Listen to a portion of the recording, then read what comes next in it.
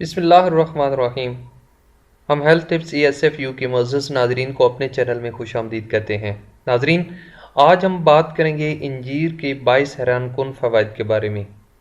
طب نبوی میں انجیر کے استعمال پر زور دیا گیا ہے۔ ایک روایت کے مطابق حضور صلی اللہ علیہ وسلم کے پاس کہیں سے انجیر کے تھال کا تحفہ آیا۔ آپ صلی اللہ علیہ وسلم نے قریب بیٹھا صحابہ اکرام سے فرمایا، کھاؤ، بلا شبہ یہ جنت کا پھل ہے، اس میں سے کھاؤ، یہ بواسیر کو ختم کرتی ہے اور جوڑوں کے درد میں مفید ہے۔ قرآن پاک میں سورت 3 میں رب تعالیٰ نے انجیر، زیتون اور طور سینا کی قسم کھائی ہے۔ اس سے انجیر اور زیتون کی طبی افادیت کا اندازہ لگایا جا سکتا ہے۔ انجیر کی تاریخ انجیر کا درخت حضرت آدم کی دنیا میں آمد کے بعد معرض وجود میں آیا۔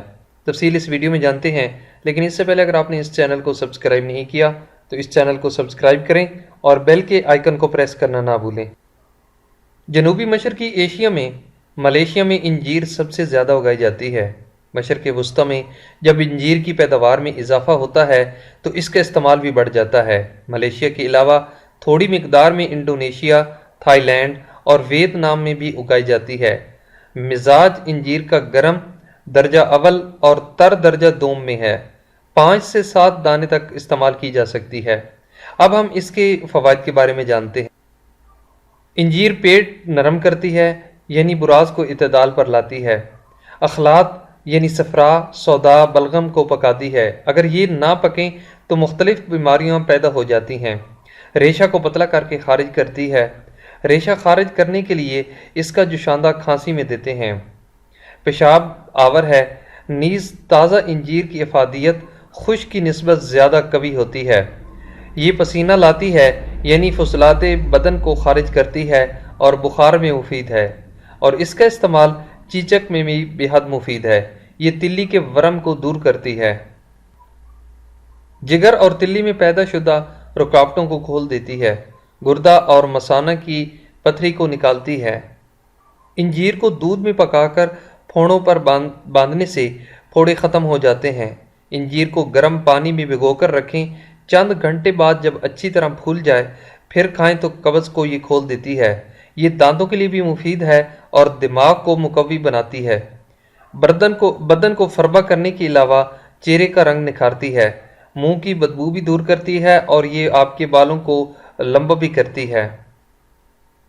تازہ انجیر توڑنے سے قطرے نکلتے ہیں جو برس پر لگانے سے داغوں کو دور کرتے ہیں۔ یہ پیاس کی شدت کو کم کرتی ہے، خون کے سرخ ذرات میں اضافہ ہوتا ہے اور زہریلے مادے اس سے ختم ہو جاتے ہیں، اور یہ کمر درد کے لیے بھی کافی فائدہ مند چیز ہے۔ میتھی کے بیج اور انجیر کو پانی میں پکائیں پھر شہد ملا کر پئیں تو کھانسی کی شدت بھی کم ہو جاتی ہے۔ آسٹیو پروسس میں یہ بے حد مفید ہے۔ اب سوال یہ پیدا ہوتا ہے کہ کیا ذیابیطس کے مریض بھی انجیر کو کھا سکتے ہیں؟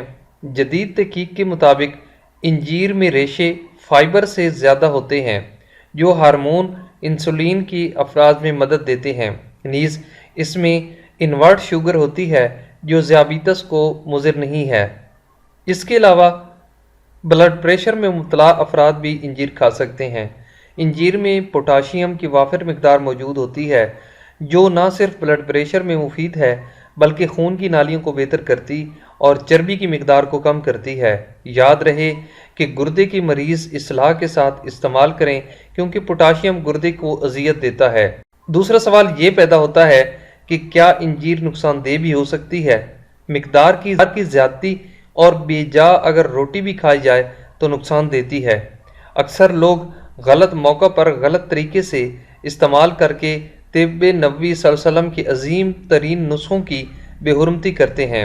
مثلا برگ سنا یعنی سنا مکی، اس کے لیے یہ ضرور بتایا گیا ہے کہ یہ مسحل ہے، مگر یہ کہنا کہ صرف مسحل ہے درست نہیں ہے، کیونکہ احادیث مبارکہ کے مطابق اس میں شفا رکھی گئی ہے۔ اس کے استعمال کا طریقہ کرونا وائرس کے موقع پر ملٹھی جو ریشہ کو پکاتا ہے کے بعد کیا جاتا ہے تاکہ ریشہ خارج ہو جائے۔ بذریعہ اس حال مگر اس کا تنہا استعمال کیا گیا اور منفی تاثرات پھیلائے گئے ہیں۔ اسی طرح انجیر کا بے تحاشا استعمال ری اور گردے کو ضرر دے سکتا ہے، اس لیے اس کو اصلاح کے ساتھ استعمال کیا جائے۔ اب ہم ذرا اصلاح کی اہمیت کے بارے میں جان لیتے ہیں۔ احادیث کے مطابق آپ صلی اللہ علیہ وسلم کھجور ککڑی کے ساتھ استعمال فرماتے تھے، شہد پانی میں ملا کر۔ اب ہم ذرا اصلاح کی اہمیت کے بارے میں جان لیتے ہیں۔ احادیث کے مطابق آپ صلی اللہ علیہ وسلم کھجور ککڑی کے ساتھ استعمال فرماتے تھے، شہد پانی میں ملا کر استعمال فرماتے تھے۔ اس سے ثابت ہوتا ہے کہ اصلاح ضرور کر لینی چاہیے۔ انجیر کی اصلاح قدیم اتباع کے مطابق سکنجبین کی جاتی ہے۔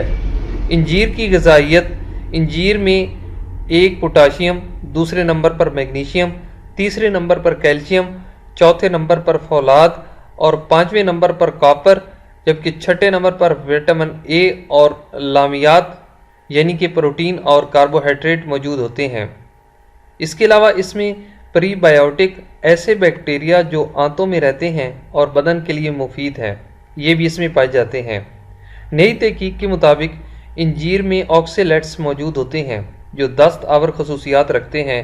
علاوہ ازیں اکثر کاشتکار خاص اسپرے استعمال کرتے ہیں تاکہ انجیر کی پیداوار بڑھائی جا سکے۔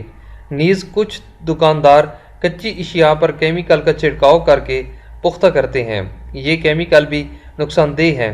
اس وجہ سے بعض لوگوں کو انجیر فائدہ کے بجائے ضرر پہنچاتی ہے۔ ہمیشہ تازہ اور خود سے حاصل کی گئی انجیر کا استعمال کرنا چاہیے۔ دکان سے لی گئی انجیر نقصان دہ یعنی افارہ کرے یا بلڈ پریشر بڑھائے تو طبی دوا شربت پودینہ یا allopathy formula potassium alginate ممے پوٹاشیم بائی کاربونیٹ کا استعمال کرنا چاہیے۔ تو ناظرین، یہ تھی آج کی ویڈیو۔ آئی ہوپ کہ یہ ویڈیو آپ کو پسند آئی ہوگی۔ اگر یہ معلومات آپ کو اچھی لگی ہیں تو اس ویڈیو کو لائک کریں اور اس ویڈیو کو شیئر کرنا نہ بھولیں۔ Thanks for watching.